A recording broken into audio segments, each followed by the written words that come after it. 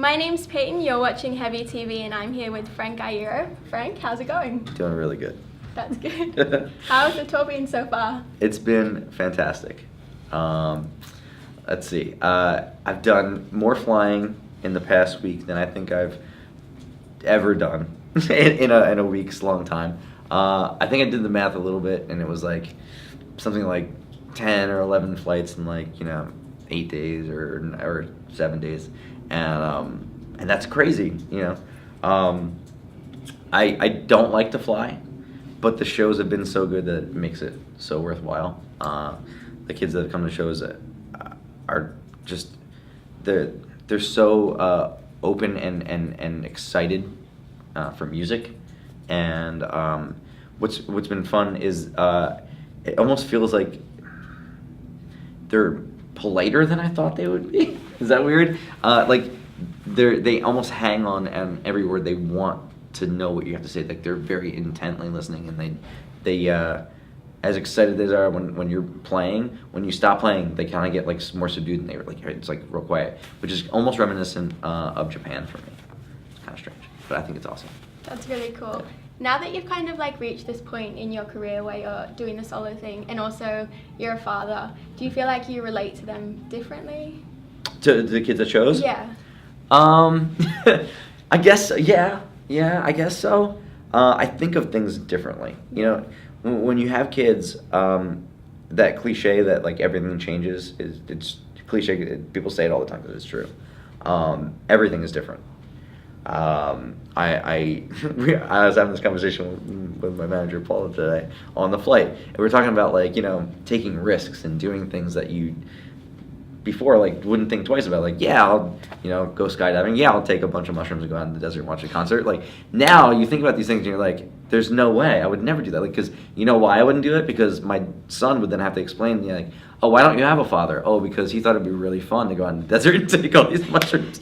Or oh, he got into a fight with a guy over a parking spot, and now I don't have a father. I think about that shit and I'm like, there's no way. So I'm a lot more boring now, but that's fine. And I worry about kids more than I did. I used to think head walking was really funny. I wouldn't do it, but when other people would do it, I'd be like, oh, that's hilarious. Now I'm like, their poor necks. Yeah, I definitely. Is that what you're talking about? Yeah, it's fine. No, it's also kind of fun too. When you, I like to stay after shows and meet as many people as possible, and the stories of other people's lives and how the music relates to or affects them and how it relates to their lives is really interesting to me, and I think I can see things from a different light now because of where I am in my life, and it's funny, the things that I was really concerned about when I was a young kid, I've found out what's really truly important, and that's it just comes with age, and it comes with experience. So yeah, I can see things a little bit differently now, and I do relate to people a little bit differently. Yeah, I remember last year you kicked a fan out of a show. I don't know if they were necessarily a fan, and I don't know if it's bad for me to bring this up, because they weren't being safe. I think they got a bit aggressive or something. Right. Do you feel kind of responsible making sure that your shows are a safe space for the kids that come to them? Yeah. Here's the thing is, I was a young person, going to shows, and I was at a lot of shows that I didn't feel welcomed at, and I know what that felt like. I know, I remember, seeing people intentionally hurting each other, for the sake of being a tough guy or whatever, and it never made sense to me, and then I found punk rock, and I found certain shows where I did feel a sense of community, and I felt like people taking the young people under their wing and kind of showing them the ropes and letting them be themselves, and how nurturing that was, and how much more beneficial that was to a scene than this feeling of elitism or this feeling of danger. What is that? It's really it's essentially it's terrorism. Like having someone come in and making them feel unsafe and making them feel like they're less than. Why? I don't know how that works. So for me, like if I'm gonna have a show, if it's gonna be my show, and I have control over that, then I want it to be an environment where everyone kind of feels like they belong, because we come here because we don't belong anywhere else, and why would we want to feel unsafe in a place where we came to finally be ourselves. So when I see things like that, and I see someone being aggressive for absolutely no reason, or acting out or treating people in a way that I wouldn't want to be treated, then if I have a chance to control that and remove that person from the situation, then I will. Yeah, absolutely. We spoke a bit about parachutes earlier this year. Just for the sake of the interview, do you want to do a quick recap of what parachutes means? Yeah, I guess this kind of ties in with having kids and being older and seeing things differently. I started to think about life and how life was a lot like being kind of pushed out of a plane. Like, none of us really asked to be here, but we find ourselves here, and we're all kind of hurtling through space, falling, if you will, to an eventual end. And we have this limited timeline. And so we're kind of careening through, trying to latch on to something and to break our fall a little bit, but eventually we're all going to hit the ground. And that's something that can't be put off or can't be escaped from.